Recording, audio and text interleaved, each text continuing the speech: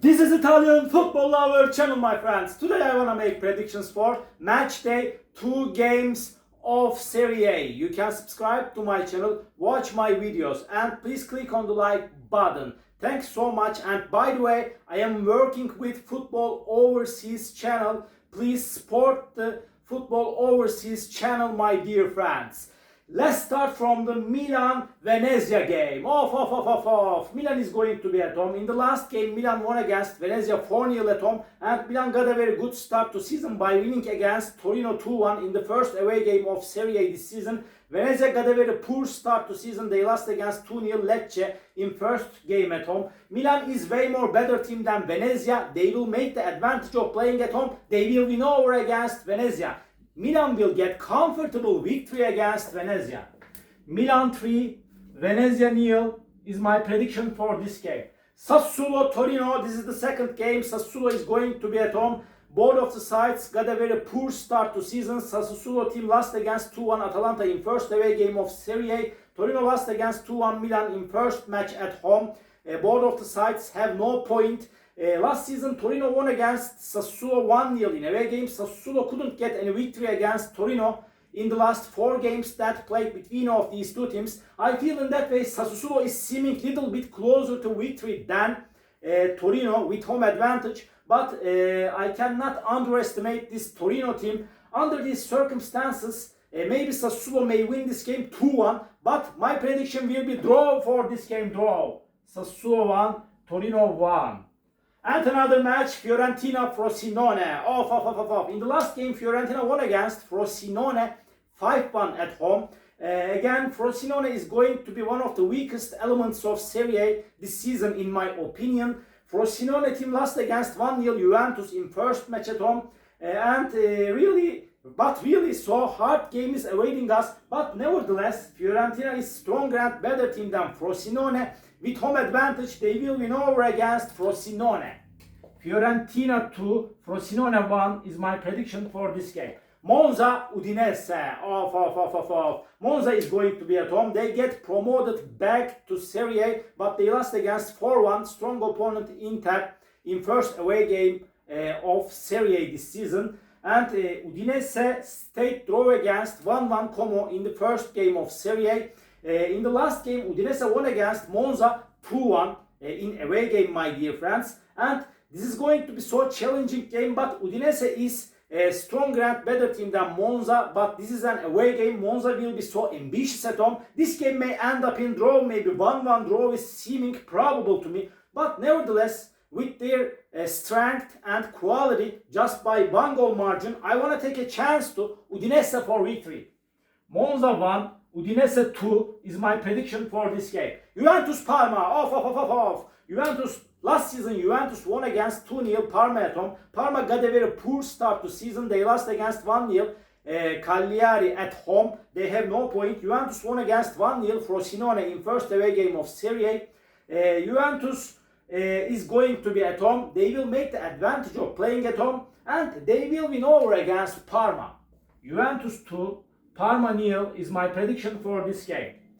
Napoli, Como. In the last 5 games that played between of these two teams, Napoli could get just 1 victory against Como. Last season, Napoli-Como game ended up in 0-0 draw. Como is so dangerous team. Como stayed draw against 1-1 Udinese in first away game of Serie A this season. They have 1 point.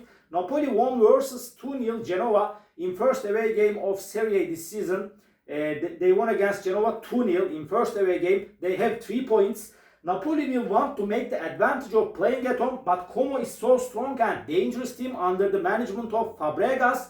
Maybe Napoli may win this game 1-0, maybe 2-1 just by 1 goal margin, but I feel in that way this game will end up in draw, my dear friends. Draw is my prediction for this game.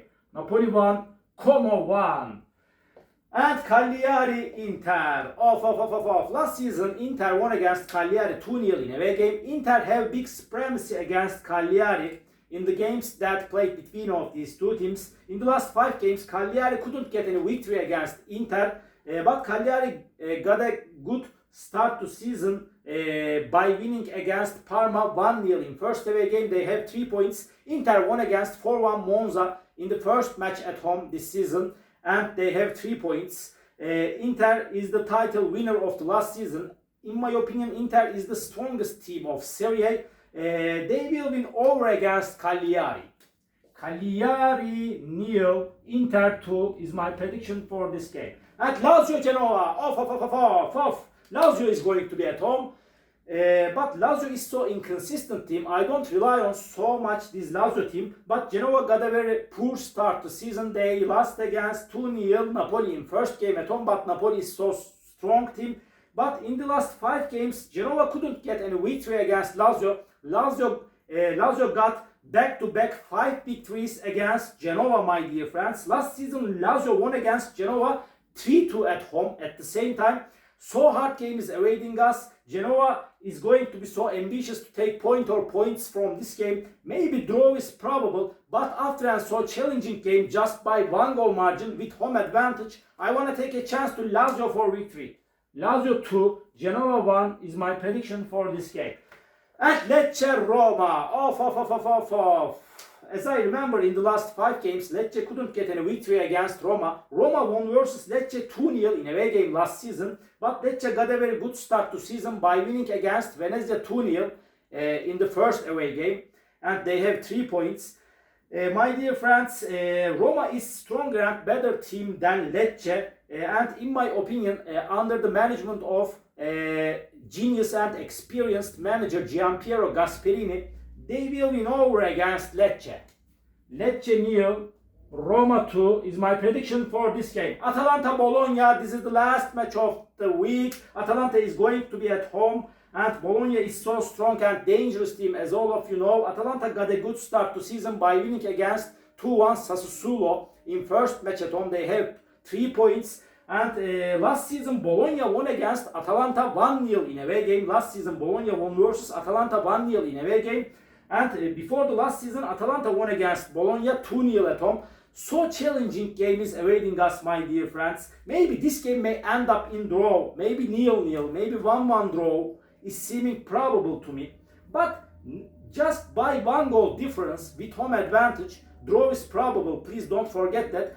I want to take a chance to Atalanta for victory.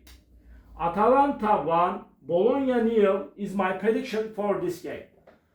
All my predictions like this for match day 2 games of Serie A. You can subscribe to our channels, watch our videos, and please click on the like button. That makes us so glad. See you on our next videos, my dear friends. Bye!